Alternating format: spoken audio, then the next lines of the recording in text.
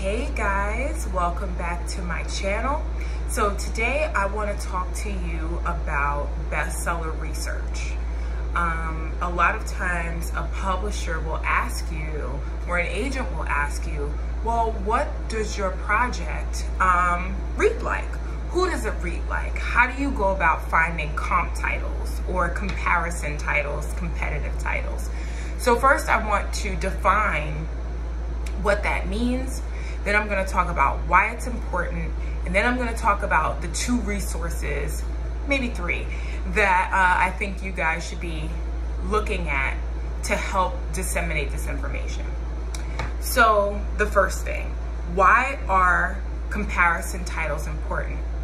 Well, as we know, this is a business, right? So the publisher, first and foremost, as with your agent, they want to know the sales potential of your project.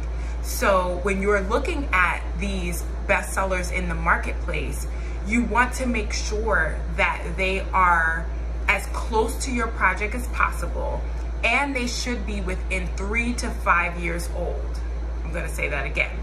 As close to your project as possible, and they should be at least 3 to 5 years old. And the reason we don't want really old projects is because, as we know, this market is cyclical. So what might be working 3 months ago, 3 years ago, may not be working today. So you want to make sure that when you're choosing these books to compare yourself to, that you have something that's current, that the publisher knows how to publish, okay? So this is why this is important, because what the publisher is going to do is they're going to check out those sales and those publishing strategies, including what format is best, what price point is best.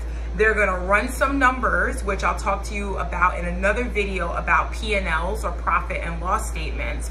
But they're going to run those numbers and ultimately determine, number one, if they want to take you on, and number two, how much your book is worth.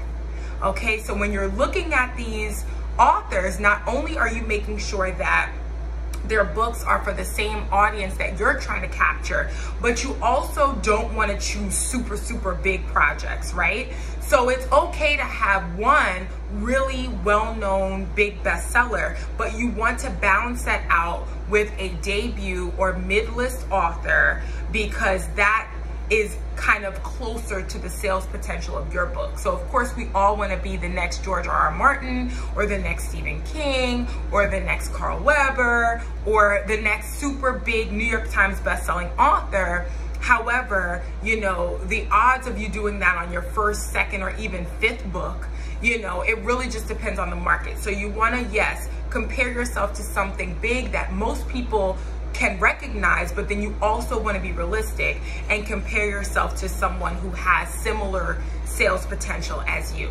So when you're writing your pitch and query letters, you want to make sure to reference at least 2 to 3 of these authors, okay? So now that you know why the comp titles are important, let's talk about the difference between a comparative title and a competitive title, okay? So a comparative title, and this is really just for your knowledge. In most cases, it's just a comp title. The publisher doesn't care.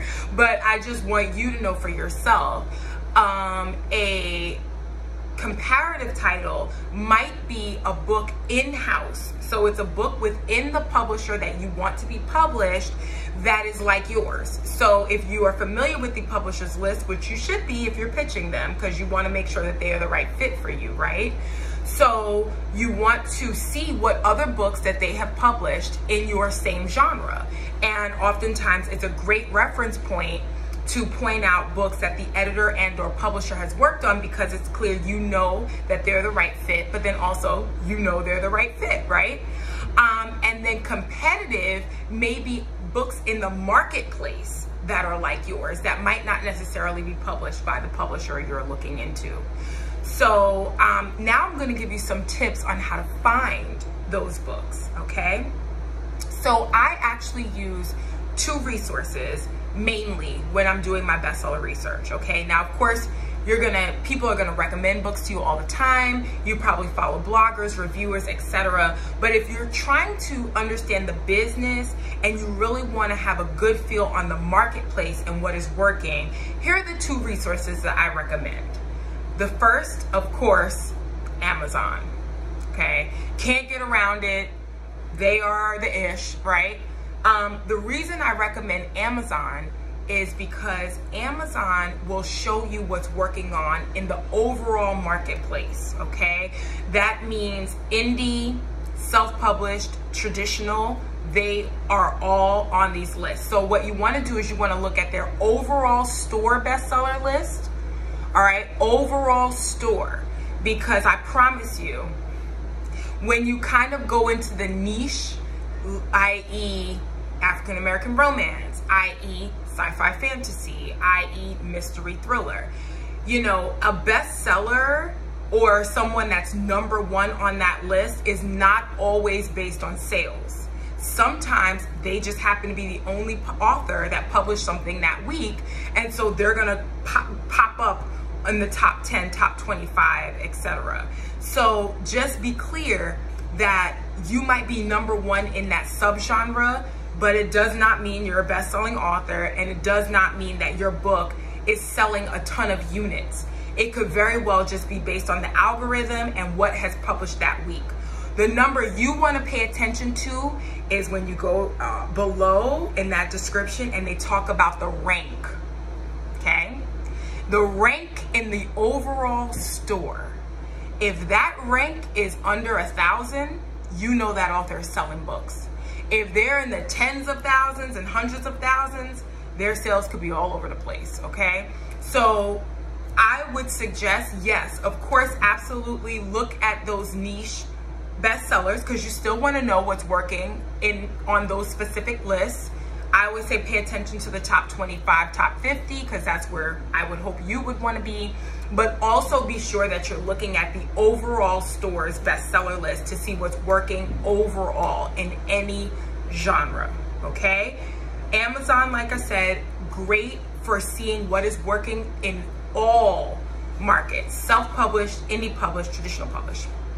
If you aspire to be a traditionally published author, you want to pay attention to the Barnes & Noble's bestseller list. So the B&N bestseller list is my second resource for finding those comp titles, okay?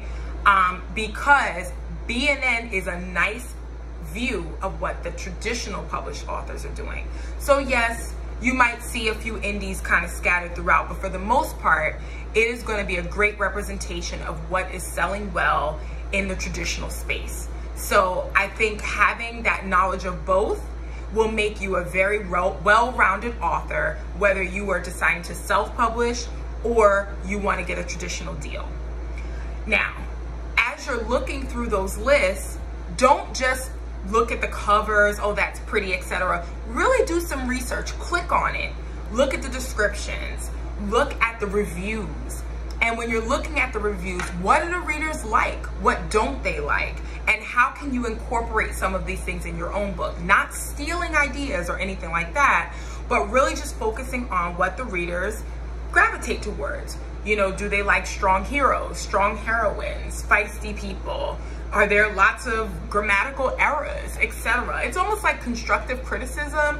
Just as we use any research, you're just collecting information and then use it as you see fit. But this is just a really nice way to see how the readers are gravitating. Also, so you become familiar with best-selling covers, so that when you get your deal or self-publish your book, you are choosing the right package, not because you think it looks nice, but because it will sell. Again, even though this is a creative business, it is still a business. So you want to choose the publisher, the cover, the marketing strategies that will sell books, not because you just think it's cool, okay? Also, with this research, what you might want to do, especially for those of you who want to be traditionally published, sign up for the newsletters of these publishers so that you can see what they're publishing. So when you get ready to pitch your project, you're pitching the right person. Now on Amazon, if you do the look inside, normally you can scroll through those opening pages where you can see on the copyright page who published the book. So now you have an idea of the publisher that might be a good fit for you. But then if you keep going, normally their dedication and acknowledgments pages are on there, and they will talk about what you know, who influenced them, who helped them. You'll usually maybe get their editor's name, you might get their agent's name, etc. Again, all research that you can use so that when you decide what you want to do with your book, you have that information. And then collect the information as you will, use the information as you will. But even though this is a solitary business in that you're writing the book on your own, when it comes to pushing that book, you are not working in a bubble. So you need to know what is going on around you, what things you should be learning from, and what things you should be running towards. So again, I use Amazon and Barnes & Noble to do my bestseller research. That helps me to position my own authors. Of course, you can use New York Times, you can use USA Today, you can use whatever lists you want. But these are just the two that I find most useful to give me a good snapshot of what's working in the marketplace. Amazon for overall and BNN for traditional. Thank you so much for your time and attention. I hope you found this video useful. And if you have, please like the video, please share the video, please subscribe to the page, click that notification button so that you get all of my new videos. And I hope you found this helpful and useful. Also, if you have questions about anything that I've talked about, please do not hesitate leaving a comment below. Thanks so much, guys. Take care.